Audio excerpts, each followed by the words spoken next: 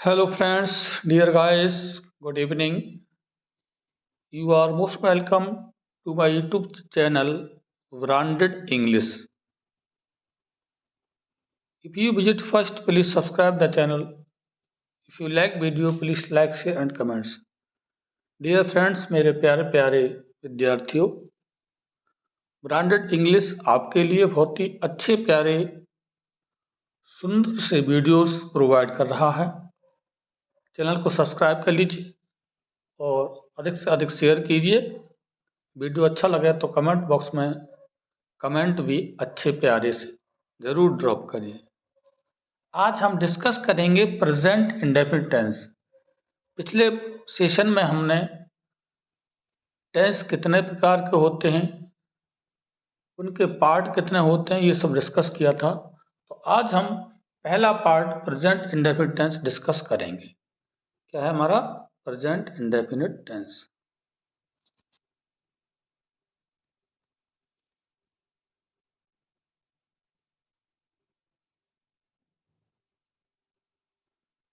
Present indefinite tense को आज हम पढ़ेंगे। ठीक,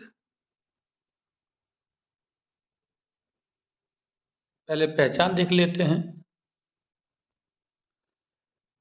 ता है, ती है, ता हूँ, ते हैं, ते हो। देखिए वर्ड दिए हुए हैं। Words in the end Hindi sentence बहुत शॉर्ट में लिखा है। अगर ये वर्ड आपको आते हैं, कौन से वाले वर्ड? ये वाले वर्ड हिंदी सेंटेंस में ता है, ती है, ते हैं, ता हूँ, ते हो, ये अगर शब्द आते हैं, कहाँ आते हैं? हिंदी सेंटेंस के एंड में, मतलब अंत में दिए होंगे। कहाँ दिए होंगे? एंड में दिए होंगे। तो समझ जाइए, अगर ये शब्द आते हैं तो हमारा दिया गया सेंटेंस प्रेजेंट इंडेफिनिट टेंस का माना जाएगा। ये तो पहचान हो गई। अफर्मेटिव सेंटेंस देखते हैं। अफर्मेटिव का मतलब होता है स्वीकारात्मक वाक्य, साधारण वाक्य भी कह देते हैं। एग्जाम्पल लिया है हमने, वह जाता है। अब यहाँ पे हम देख सकते हैं वह जाता है, इस सेंटेंस में किसकी बात है? ये कौन से टेंस का कैसे पहचाना हमने? तो ये पहचाना हमने, माय डियर, ता है दिया है बात, जाता है, तो केवल आप ता है समझिए, इतना है ना, क्योंकि हमें पहचान करना है।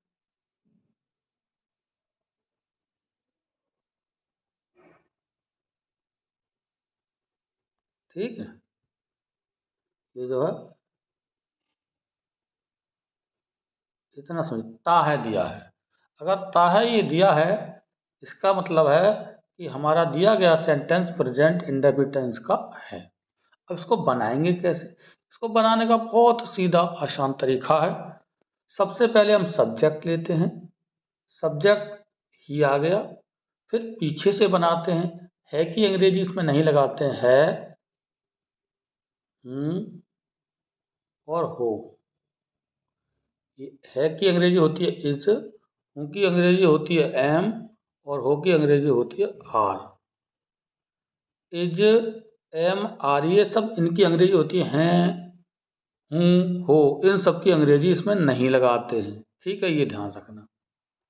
बल्कि क्या करते हैं, क्रिया की फर्स्ट फॉर्म में, ये वर्ब की फर्स्ट फॉर्म में, इसमें क्या जोड़ देते हैं? एस या ई एस जोड़ देते हैं।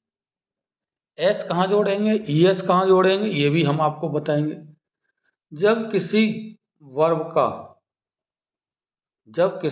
का अंतिम अक्षर कोई कौन वोवेल दिया जाए, vowel A, E, I, O, you, अगर इनमें से आता है, ये जनरल रूल है, तो हम ई एस जोड़ेंगे। क्या जोड़ेंगे? E S. अन्यथा की स्थिति में हम एस जोड़ेंगे। ठीक है, जब वोवेल दिया जाए तो ई एस जोड़ते हैं मोस्टली, अन्यथा की स्थिति में हम एस जोड़ते हैं। कहीं कहीं ई एस नहीं भी जोड़ते हैं, वो अलग से आपको बता दिया जाए। तो इसमें देखिए ये दिया है, ये आ गया हमारा सब्जेक्ट। अब जाने की अंग्रेजी क्या होती है? फर्स्ट फॉर्म होती है गो। अब गो हमारा ओ दिया है, मतलब वोवेल दिया है बाद में, तो इसमें क्या जोड़ा? मैंने ई एस जोड़ दिया। मतलब गोज हो गया। ठीक, तो सेंटेंस बना ही गोज, वह जाता है, फुल स्टॉप बाद में हम लगा देंगे। दूसरा सेंटेंस है गाइस, सीमा खाना पकाती है। अब देखिए बाद में ती है दिया है, ये पहचान हो गई। तो सबसे पहले हम सब्जेक्ट लेंगे, सब्जेक्ट है सीमा, जो कि एक वचन है। मतलब एक वचन जो हमारा सिंगुलर सब्जेक्ट होता है, कौन सा, सिंगुलर सब्जेक्ट होगा, उसके साथ क्रिया की फर्स्ट फॉर्म में एस या ई एस जोड़ते हैं। मतलब सिंगुलर सब्जेक्ट के साथ क्रिया की फर्स्ट फॉर्म में एस या ई एस जोड़ देते हैं। तो हमारा सब्जेक्ट क्या है, सिंगुलर है। अब पीछे से बनाएंगे, अभी हमने बताया था। तो पीछे में दिया है, इसकी अंग्रेजी नहीं लगानी। पकाना, पकाने की अंग्रेजी क्या होती है, कुक। अब ये एक वचन सब्जेक्ट है, इसमें हमने लगा दिया एस, क्योंकि सी डबल ओ के कुक आ रहा है। बाद में कॉन्सोनेंट दिया है, अगर वोवेल होता तो ई एस लगाते, तो हमने केवल एस लगाया है। फिर हमारा इसके बाद क्या आएगा, खाना, खाना मतलब फूड। तो सेंटेंस आसान है बनाना, सीमा कुक्स फूड। ध्यान रहे, सिंगुलर सब्जेक्ट के साथ क्रिया की फर्स्ट फॉर्म में एस या ई एस जोड़ देते हैं। ठीक, ये रूल ध्यान रखना। अगला सेंटेंस है हमारा, वे बाजार जाते हैं। तो बाद में दिया ते हैं। अब वे हमारा क्या, ये प्लूरल सब्जेक्ट है। कैसा है, प्लूरल सब्जेक्ट, मतलब बहुवचन है।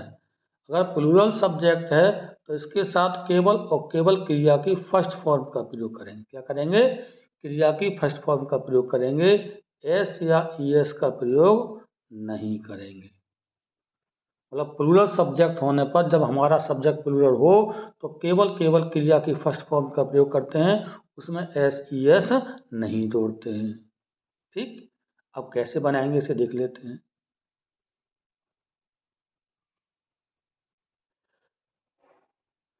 देखिए सब्जेक्ट आ गया वे की अंग्रेजी होती है दे। अब पीछे से बनाने को बताया था, तो है की अंग्रेजी लगाना नहीं है। ठीक, जाते, जाने की होती है गो, तो फर्स्ट फॉर्म है केवल गो, एस ई एस हमने नहीं जोड़ा है, क्योंकि हमारा सब्जेक्ट प्लूरल है। जाने के साथ में टू का प्रयोग होता है। फिर इसके बाद है बाजार, तो बाजार की अंग्रेजी मार्केट, तो द मार्केट। सेंटेंस बन गया, दे गो टू द मार्केट। ठीक, अगला है नेक्स्ट, मैं पत्र लिखता हूँ। तो सबसे बाद में दिया है ता हूँ, मतलब प्रेजेंट इंडेफिनिट का ये पहचान है हिंदी वाक्य। अब मैं की अंग्रेजी आई।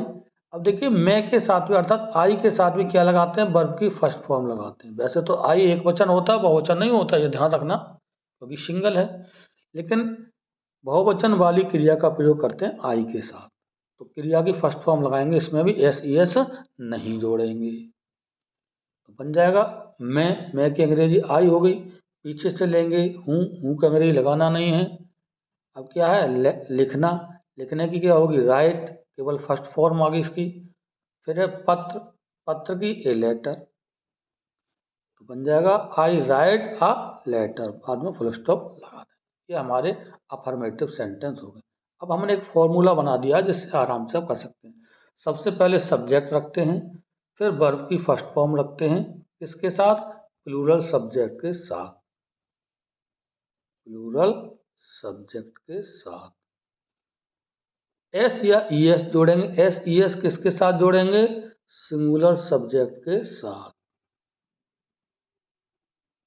सिंगुलर सब्जेक्ट के साथ। ठीक, फिर ऑब्जेक्ट रखेंगे और फिर उसके बाद अदर वर्ड्स रखेंगे। ये हमारा फॉर्मूला है।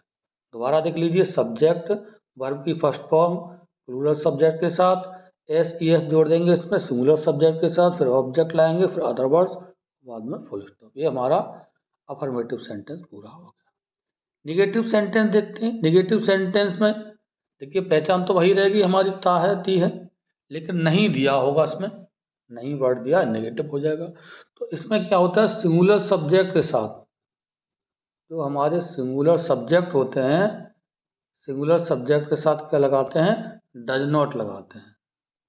क्या लगाना है गाइस, डज नॉट सिंगुलर के साथ। और प्लूरल के साथ क्या लगाना है? Do not. मतलब प्लूरल सब्जेक्ट के साथ क्या लगाना है? प्लूरल सब्जेक्ट के साथ लगाना है डू नॉट। ठीक।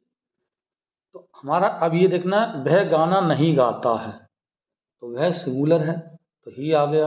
अब इसके साथ डज नॉट लगाएंगे क्योंकि सिंगुलर है। फिर गाता, गाने की अंग्रेजी सिंग फर्स्ट फॉर्म, और फिर ऑब्जेक्ट। ऑब्जेक्ट मतलब गाना।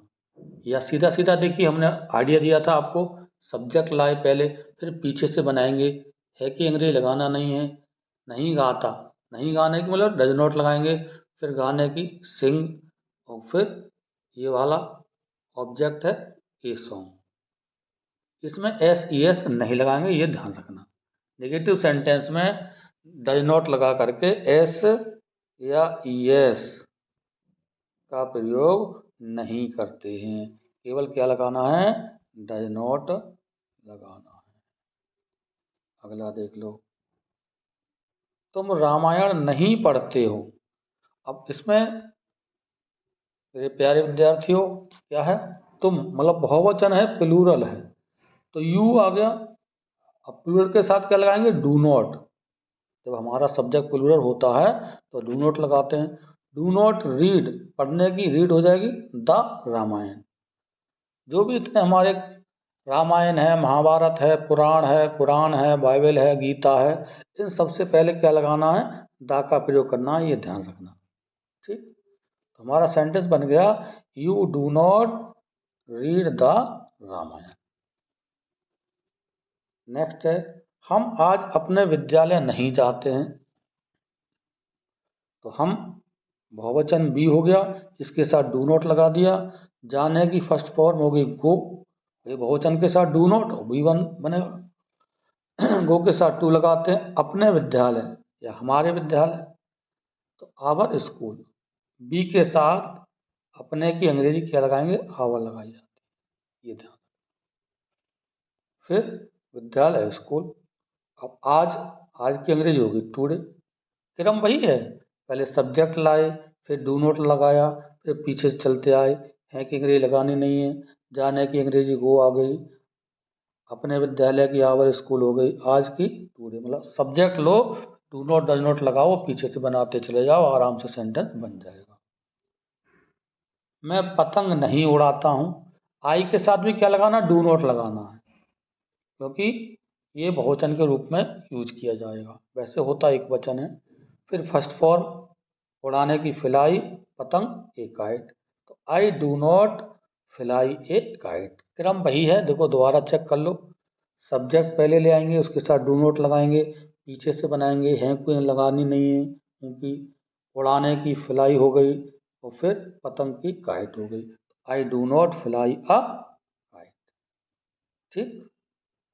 अब देखिए फॉर्मूला देख लीजिए। पहले सब्जेक्ट लाएंगे, चाहे एक वचन है चाहे बहुवचन कोई सा। अगर बहुवचन है तो डू नॉट लगाएंगे। डू नॉट कहाँ लगाना है? प्लूरल के साथ, प्लूरल शब्द। और डज नॉट कहाँ लगाना है? सिंगुलर शब्द, ध्यान रखना। Singular subject. फिर वर्ब की फर्स्ट फॉर्म सबके साथ आएगा, चाहे एक वचन है चाहे बहुवचन है। फिर ऑब्जेक्ट, उसके बाद अदर वर्ड्स। देखिए ध्यान रखें, अगर हम डज नॉट लगा रहे हैं तो ध्यान ये रहना है कि एस ई एस नहीं लगाना। बच्चे गलती से एस ई एस लगा बैठते हैं, वो आपको नहीं लगाना।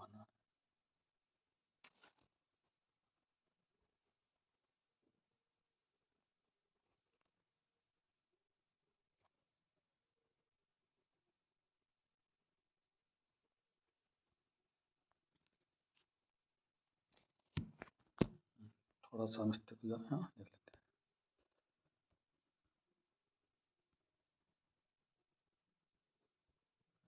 अब नोट में हमने लिख दिया है एक वर्ड, डोंट यूज एस या ई एस इन नेगेटिव सेंटेंस। मतलब नेगेटिव सेंटेंस बनाते समय एस ई एस का प्रयोग नहीं करते हैं। तो वीडियो कैसा लगा कमेंट बॉक्स में लिखेंगे। Thanks for watching this video.